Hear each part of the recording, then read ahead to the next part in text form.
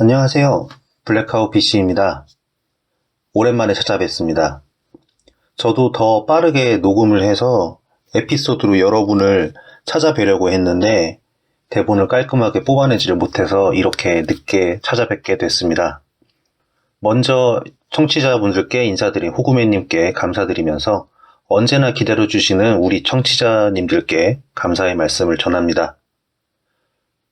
오늘 12월 24일 목요일에 전해드릴 내용은 밀렸지만 또 죽지 않고 찾아온 주간 최백은입니다. 지난 21일 월요일 최백은 교수님이 뉴스공장에 출연하셔서 짧은 시간 동안 강렬한 메시지를 전해주셨습니다. 잠시 들어보시죠. OECD 국가들. 근데 그렇죠. OECD 국가들 전체 중에 우리가 재정 수지가 제일 좋아요. 예를 들어서 이제 우리가 성장률이 마이너스 1.1%로 전망하고 있어요. 예. 미국이 마이너스 3.7%로 전망을 하고 있단 말이에요. 예. 근데 우리나라는 재정수지 적자가 한 4.2%포인트 증가할 거로 이렇게 4.2% 정도, 아니 예. 4.2% 될 거로 하고 있고, 미국은 근데 그거에 비해 가지고 거의 6배 가까운 마이너스 15.4. 예. 이렇게 하니까는 굉장히 적은 재정을 투입을 해가지고 성장을 굉장히 방어했다는 점에서 돈을 엄청 써가지고 그걸 해서 만든 거죠. 끌어올렸다는 예, 얘기죠. 우리도 이 정도 투입했으면요, 우리도 성장률 한 3% 이상 나옵니다. IMF가 이렇게 하라고 권장했거든요. 그렇죠. 재정을 적극적으로 투입해가지고 끌어올리라고. 예, 듣고 들어왔습니다.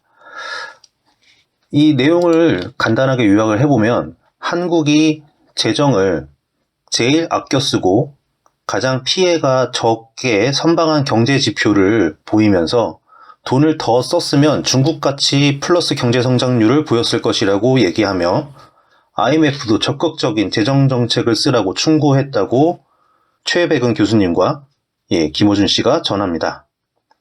그러면 먼저 OECD 2020년 성장률 전망과 GDP 대비 재정 적자 규모를 몇 개 주요 국가만 살펴보겠습니다. 일단 한국은 마이너스 1.1% 성장하는 걸로 바라보고 있고요. 재정 적자는 GDP 대비 마이너스 4.2%로 증가했습니다. 미국의 경제 성장률은 마이너스 3.7%, 그리고 재정 적자는 마이너스 15.4% 증가하는 걸로 지금 예상하고 있습니다. 그리고 일본 보시죠. 일본은 마이너스 5.3%, 그리고 재정 적자는 마이너스 11.3% 증가. 그리고 독일을 보면은 독일은 마이너스 5.5% 마이너스 성장하는 걸로 나타나고 있고요. 그리고 재정 적자는 마이너스 6.3%입니다. 미국이나 일본에 비해서 재정 적자는 다소 작게 증가하는 걸로 나타납니다. 그리고 OECD 국가는 아니지만 상당히 지구촌 경제의 중요한 부분을 차지하고 있는 중국을 보시면 중국은 이제 세계 국가들 중에서 거의 유일하게 플러스 성장을 할 것으로 지금 예측되고 있습니다. 플러스 1.8% 성장하는 걸로 되어 있고요. 그 다음에 재정 적자는 중국도 상당히 많은 재정 투입을 했습니다. GDP 대비 마이너스 11.8% 증가하는 걸로 나타나고 있습니다. 자, 한국보다 훨씬 더 많은 재정을 투입한 미국과 일본은 왜 한국보다 마이너스 성장인지, 마이너스 3.7%, 마이너스 5.3%, 또 플러스 성장을 한 중국을 예로 드셨으니까 한번 일명 짱깨식 계산을 해서 비교를 해보려고 하는데 이것도 쉽지 않습니다. 주요 국가들의 재정 투입 규모와 예상 경제 성장률 이 사이에 밀접한 상관관계를 찾기가 어렵습니다. 숫자가 다 중구난방이죠. 각 나라마다 이제 상황이 다 다를 테고 중국도 중국 나름의 경제 상황이라는 것이 있겠죠. 예전에 저희가 소개해드렸던 에피소드에서 여름쯤에 지구촌 경제가 조금 더 살아나는 기미가 있었습니다. 그때 이제 한국의 수출 상황도 좀 좋아졌었고요. 그 다음에 중국이 또 눈에 띄게 좋아졌었습니다. 그때 기정님께서 설명해 주셨던 내용으로는 한국과 중국의 수출 품목 차이가 있는데요. 미국이나 유럽이 그때 이제 봉쇄가 풀리면서 경제가 다시 돌아가기 시작했는데 한국은 부가가치가 좀 더 높은 그런 상품들, 상대적으로 더 비싼 상품이 되겠죠? 그런 것들을 판매하기 때문에 상품의 구매율이 바로바로 확 증가하는 품목들이 아니라서 수출 증가가 중국에 비해서 상대적으로 적었습니다.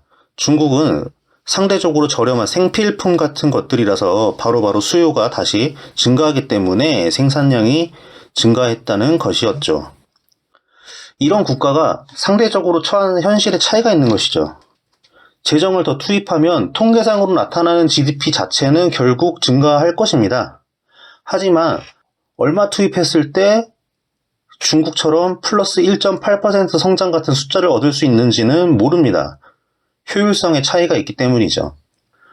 이것이 단지 K방역에서 얻은 자신감에서 차오르는 국뽕이 그 근거라면 이 최백은 교수님의 이 안타까워하는 이 말씀은 카더라 또는 찌라시 수준의 아쉬움에 지나지 않는 것 같습니다.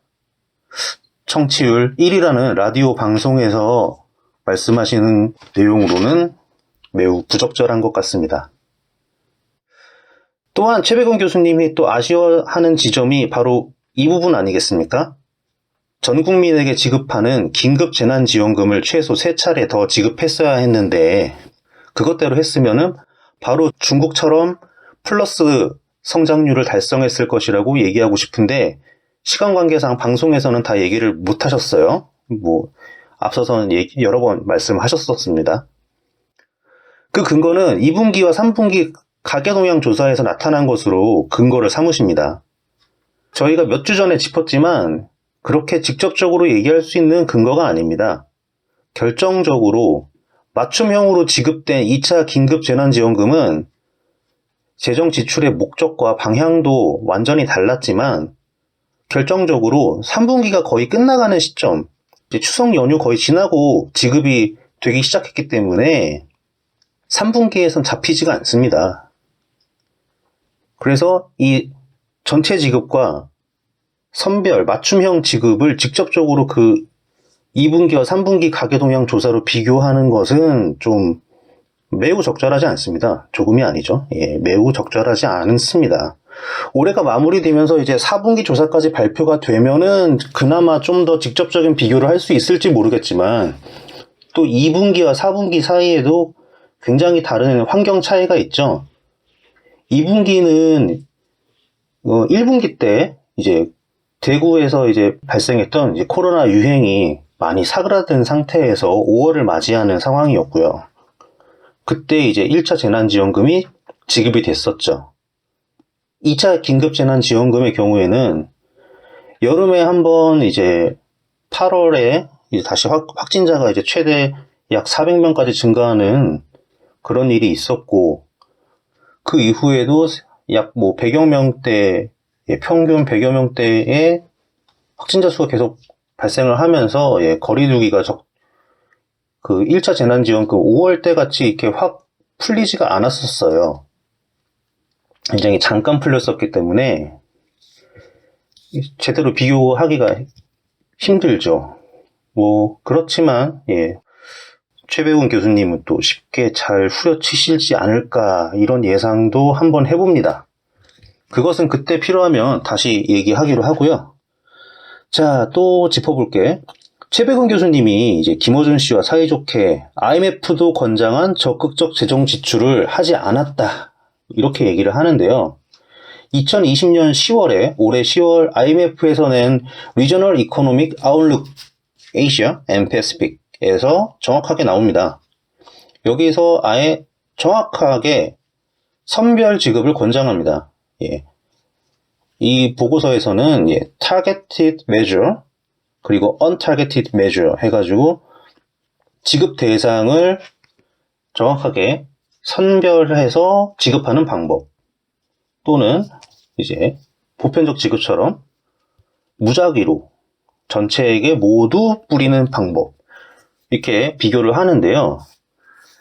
선별적으로 지급을 하는 게 재정 부담도 더 적고 그 다음에 GDP에 끼치는 영향도 더 긍정적으로 나타난다고 합니다.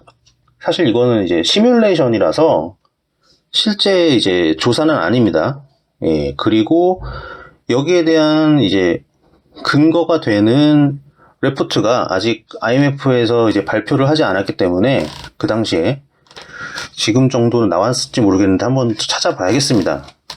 어쨌든 IMF에서는 적극적 재정 지출은 했었죠. OECD에서도 얘기를 하고요. 경제 피해를 최소화하기 위해서 이제 적극적 재정 지출을 하는데 최백은 교수님이 원하는 것처럼 그렇게 모든 국민에게 돈을 다 주라고 하지는 않습니다. 그런데 왜 그런 부분을 쏙 빼놓고 적극적 재정 정책만 전달해 주시는지 모르겠습니다. 이건 굉장히 선택적이죠. 케임브리지에서 선정한, 케임브리지 대학 아닙니다.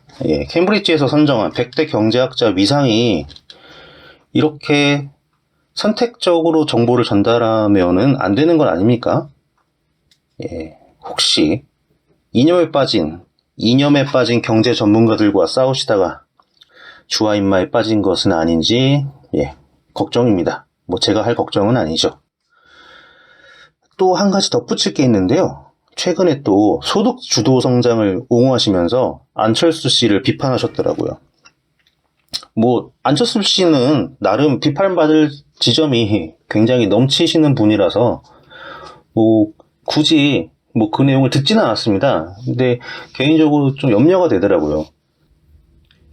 최백은 교수님은 이 소득 주도 성장이라는 단어 앞에 기본이라는 단어를 추가하고 싶어서 그렇게 열심히 소득 주도 성장을 옹호하고 있는 것이 아닌가 의문이 들었습니다.